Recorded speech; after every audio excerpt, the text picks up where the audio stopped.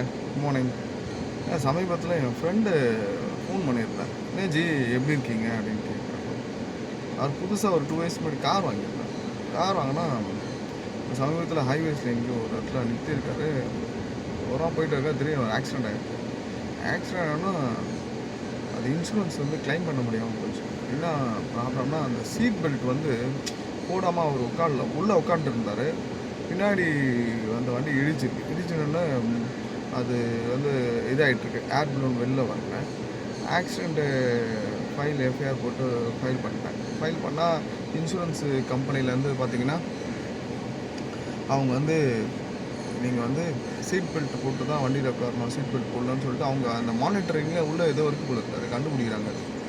அதனால் தயவுசெய்து கார் வச்சுருக்காங்க, சீட் பெல்ட் போட்டு நீங்கள் காரில் உட்காருங்க. சீட் பெல்ட் போட்டு நீங்கள் ட்ரைவ் பண்ணுங்கள். சீட் பெல்ட் போடாமல் நீங்கள் போனீங்கன்னா உங்களுக்கும் சப்போஸ் எமர்ஜென்சியில் வீட்டில் நம்ம எல்லோரும் போடுறீங்கன்னா இன்சூரன்ஸ் எதுவும் கிளைம் ஆகுது. வண்டிக்கு நம்ம கிளைமிங் போகிறப்போ அந்த ப்ராப்ளம் ஏற்படுது. அதனால் தயவுசெய்து யாருமே சீட் பெல்ட் போடாமல் வண்டி ட்ரைவ் பண்ணாதீங்க. ஹைவேஸில் போகிறப்போ ரொம்ப கவனமாக போங்க.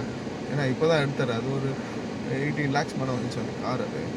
அது செலவே கிட்டத்தட்ட மோர் தென் 4 to 5 lakhs மேலே கவர் ஆகிடுச்சு. அது வந்து இன்சூரன்ஸ் கிளைமிங் ஆகாமல் போயிடுச்சு.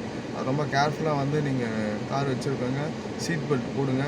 பக்கத்தில் ஃப்ரண்ட்டில் உட்கார்றவங்களும் சரி சீட் பெல்ட் போட சொல்லுங்கள். நான் சீட் பெல்ட் போட்டால் தான் ஏர் பலூன் வந்து ரிலீஸ் ஆகும், இல்லைனா ரிலீஸ் ஆகுது. இது அவேர்னஸ். இது ப்ளீஸ் எல்லோரும் சீட் பெல்ட் போட சொல்லுங்கள். சீட் பெல்ட் அது அவசியம் போடுங்க. ஏன்னா வேறு எதனா ப்ராப்ளம்னா நம்ம கிளைமிங்கில் போய் இன்சூரன்ஸ் கிளைமிங் ஆகாது. ஓகேங்களா? Thank you, welcome. எல்லாம் நல்லா இருங்க. உங்கள் குடும்பத்தில் இருக்கவங்க எல்லோரும் சந்தோஷமாக ஹாப்பியாக இருக்க இந்த நாள் உங்களுக்கு நீநாள் அமைய என்னோடய வாழ்த்துக்கள். எங்கள் குருநாதரோட ஆசீர்வாதங்கள் எல்லாருக்கும் இருக்கும்.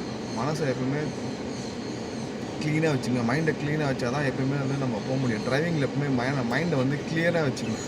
கன்ஃபியூஸ்டாக வண்டி ஓட்டவே கூடாது. ஒரு 10 திங்கிங்லாம் இருக்கக்கூடாது. ஏதோ ஒரு சிந்தனை 2 சிந்தனை இருக்கலாம். பட் சிந்தனைகள் நிறைய இருந்ததுன்னா டிரைவிங்கில் ப்ராப்ளம் வரும். சிந்தனைகளை ஒருநிலைப்படுத்துங்க. டெய்லி மெடிடேட் பண்ணுங்கள். அதுதான் உங்களுக்கு மனசை ஒருநிலைப்படுத்த முடியும். தியானம் பண்ணுங்கள், அமைதியாக இருங்க. அது ரொம்ப நல்லது. வாழ்த்துக்கள். என் குருநாதரோட ஆசீர்வாதங்கள் எல்லாருக்கும் இருக்குது. வாழ்த்துக்கள். ஸ்ரீ ராகவேந்திராய நமக.